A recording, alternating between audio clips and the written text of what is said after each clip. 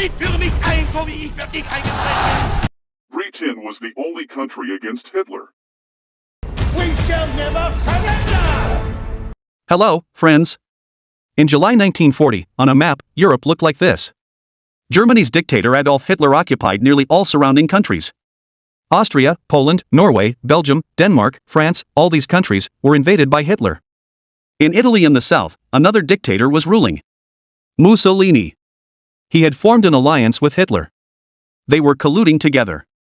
So broadly speaking, only three major countries remained in Europe: Germany, the Soviet Union, and Britain. There was a peace agreement between Germany and the Soviet Union too. So Hitler needn't be worried about the Soviet Union, because the Soviets wouldn't have attacked Germany. This meant that Britain was the last European country opposing Germany. On the other side of the world, America did not want to be involved in this war. They stayed away. This begs the question, how did the situation change? How was Hitler defeated? Come, let's understand the complete story of World War II in this video.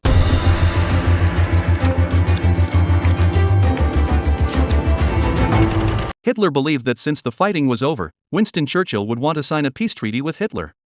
Churchill wouldn't want to put his country at risk, since the German army was so much stronger. But the opposite happens. Winston Churchill gave an iconic speech. We shall fight on the landing grounds. We shall fight in the fields and in the streets. We shall fight in the hills.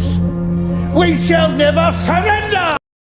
He made it clear that there would be no peace treaty between Churchill and Hitler. The war against Germany would continue. This speech meant that Hitler would want to invade the UK too. And Hitler did try to. Hitler planned Operation Sea Lion to invade the British. They had to come up with a strategy to attack Britain. There is no land connection between the UK and mainland Europe. So the army couldn't simply be deployed. If they were to try sending ships, British Royal Navy had more ships than Germany. The Germans would be at a loss. Hitler then decided to establish control over the airspace. German Air Force Luftwaffe had 2,600 aircrafts. The UK had only 700. So on July 10, 1940, Hitler attacked Britain from the sky. German Air Force Luftwaffe attacked by bombing. Their initial goal was to destroy aircrafts, airfields, and manufacturing factories. The smaller British Royal Air Force, that was 1/4 the size of the German Air Force, tried their best to defend their country. It was a tough fight. But eventually, the British had to incur heavy losses. Eventually, Germans began attacking at night too. August 24, 1940 was such a night, when some German pilots mistakenly bombed London, killing many civilians. It was the Great Fire in the City of London, almost to be compared with the Fire of London in 1666. Pictures that looked like hell on earth. Winston Churchill was astounded by this war. Cities were being attacked. He decided to do the same. The UK retaliated by bombing Berlin. When Hitler saw this happening, unlike previously when he wasn't interested in bombing London, when he saw that cities were already being bombed by the UK, he decided to destroy London. September 15, 1940. Hitler ordered the German Air Force to carry out an all-out decisive attack. More than 1,000 fighter jets were to be deployed at once to finish off the city as quickly as possible. Imagine the view the people would have seen on that fateful day. More than 1,000 fighter jets flying in the sky, coming to bomb your country. To be specific, there were 1,120 aircrafts, of which 620 were fighters and 500 bombers. The British prepared their Royal Air Force. They had only 630 aircrafts. A historical battle ensued in the sky that day. The first wave of 100 bombers and 400 fighters was intercepted. Fighting raged all the way from the coast. British Royal Air Force downed more than 60 Luftwaffe aircraft and lost on 29 aircrafts. That's right. British successfully stopped the German Air Force attack. This day is now known as the Battle of Britain Day. What were the reasons driving this? You might be wondering this, how could the overpowered German Air Force with more aircrafts fall down to the British Air Force? The reason is quite simple. Whenever a country is attacked, when a country invades another, the invader aims to gain something. But the defending country, it is literally a matter of existence for it. If they do not fight with all their might, the country would be wiped out. There would be no place for the citizens to live. There's a large difference in motivation among soldiers. A recent example of this is the Russia-Ukraine war. When Russia invaded Ukraine last year, everyone thought that within a week, Russia will wipe out Ukraine. Because the Russian army is much larger than the Ukrainian army. And more advanced, technologically. But the motivation levels among the Ukrainian soldiers were much higher. This is why, till date, Ukraine has been quite successful in defending itself. Battle of Britain Day was one of the first major losses for Hitler. For the first time in World War II, Hitler faced loss. Hitler knew that there was little chance of this mission being successful, so Operation Sea Lion was postponed and Hitler shifted his focus from the UK to the Soviet Union. In April 1941, the map looked like this.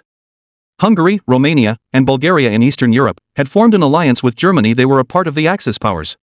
Moving eastwards, the countries Yugoslavia and Greece were already occupied by Hitler.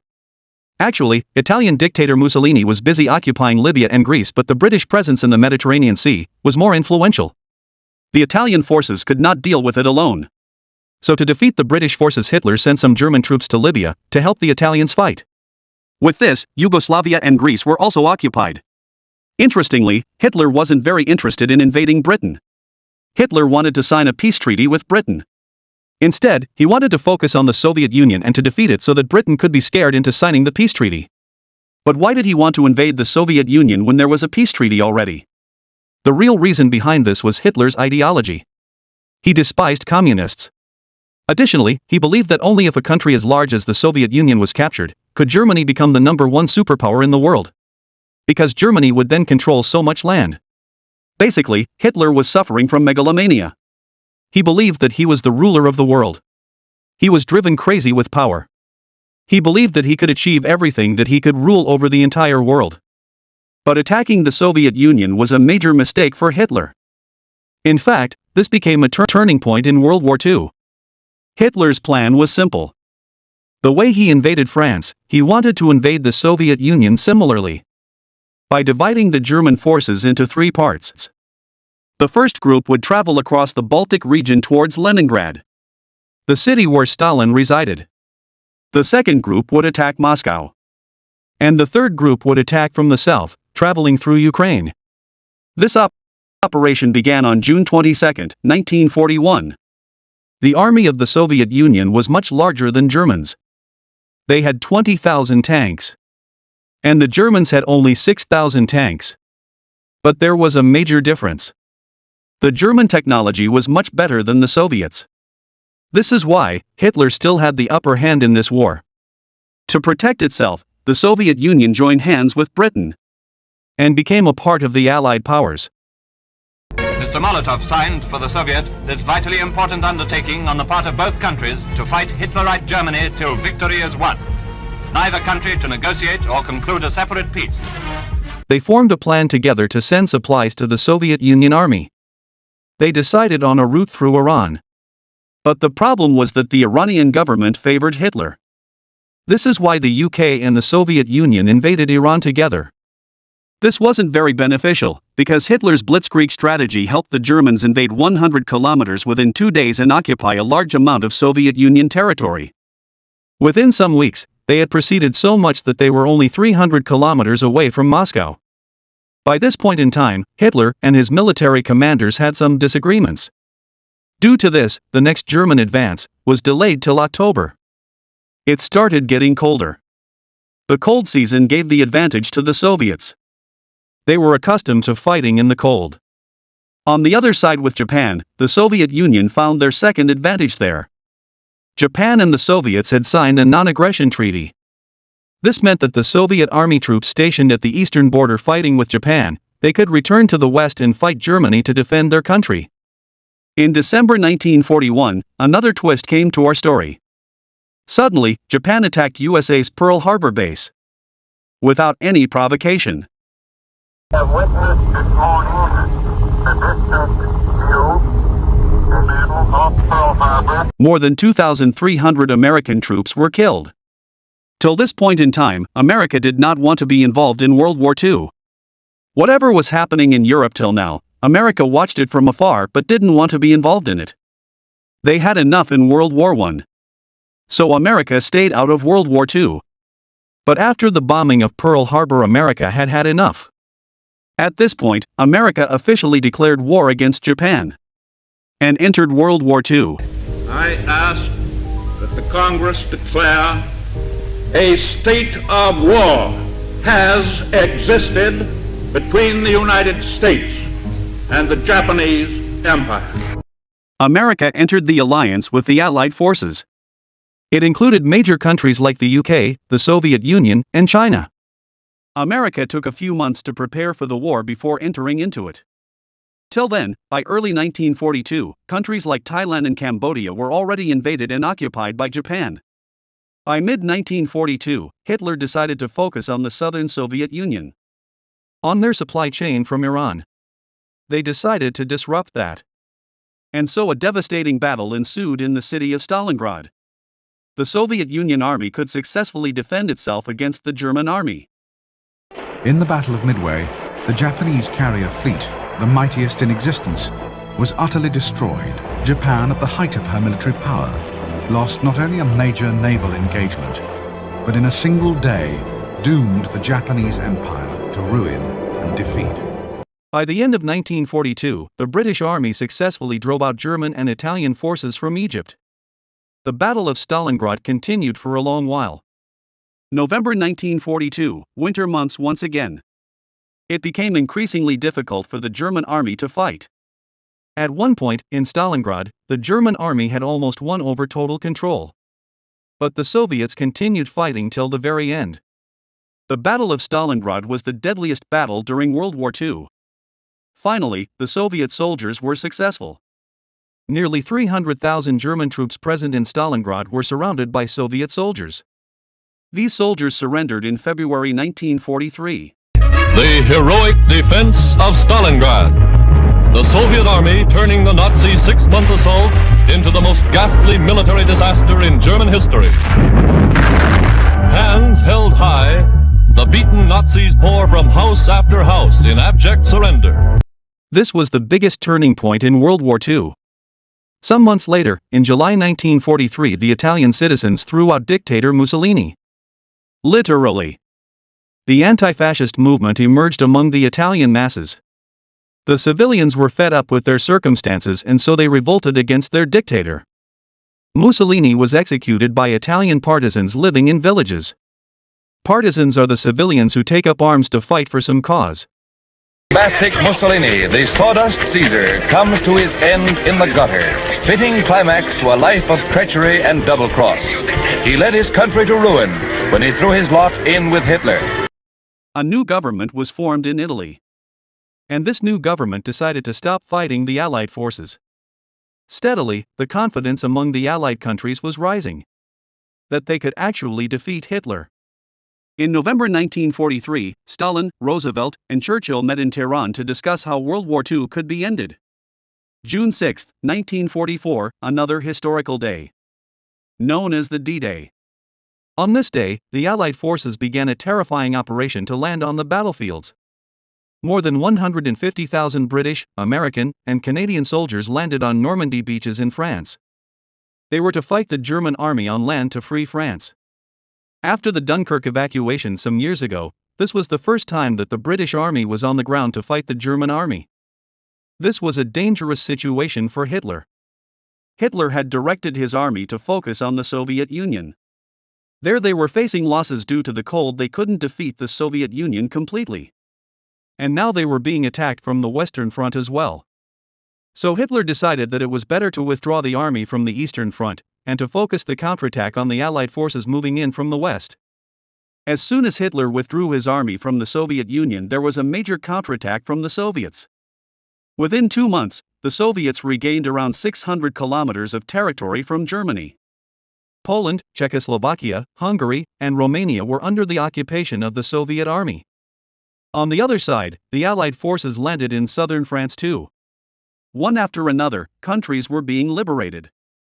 Hitler's army was being thrown out. Yugoslavia threw out German troops on its own strength. Germany was being attacked from 3 sides.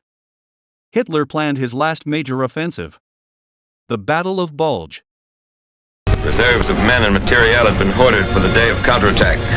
The very much alive German army gathered its forces in the Forest Isles to strike one strong, decisive blow at the American army. In the forest region of Ardennes, the German army intended to drive out the Allied forces. Before formally invading Germany, Allied forces carried out devastating aerial bombings on German cities. The aerial phase of the West Front offensive mounts to full fury in one single day of colossal attack. This is the greatest Allied air offensive since D-Day. In February 1945, Yalta Conference was held in Crimea. In it, it was announced that any country that would declare war on Germany can join the Allied forces in attacking Germany. Venezuela, Uruguay, Turkey, Egypt, Saudi Arabia, Syria, Lebanon, Paraguay, all of them declared war on Germany. The last 4 months of World War II were the most painful. Each day, almost 30,000 people were being killed. As the Allied forces moved ahead, they found out about Hitler's concentration camps. There hundreds of thousands of innocent Jews were cruelly killed. Allied forces continued bombing German cities. Later on, this was criticized by some, claiming that it was unnecessary to bomb German cities that killed numerous civilians. Cities like Dresden crumbled to the ground. It's said that when Hitler could be killed on the ground, there was no need for the bombings. By this point in time, it was clear that Hitler was about to lose. Finally, in May 1945, Berlin was surrounded by the Soviet army. 2 days before that, on April 30, 1945, Hitler killed himself. On May 8, 1945, Germany surrendered formally. The Union Jack goes up to signalize the taking over by the British troops of their sector of Berlin. The date is July the 6th, 1945. A date the history books will remember. German territories were divided. East Germany and West Germany were formed. Poland was recreated from a large part of East Germany. The borders of many countries were redrawn. Today, the map of Europe that you see, it looks the way it is because of World War II. The map before World War II was completely different. When the new government was formed in Germany, they had cordial relations with France. The long enmity between the two countries was finally at the end. Initially, to foster cooperation between the two countries, the European Coal and Steel Committee was formed, so that they could trade in coal and steel. Some years later, neighboring countries like Italy and Britain became a part of it too.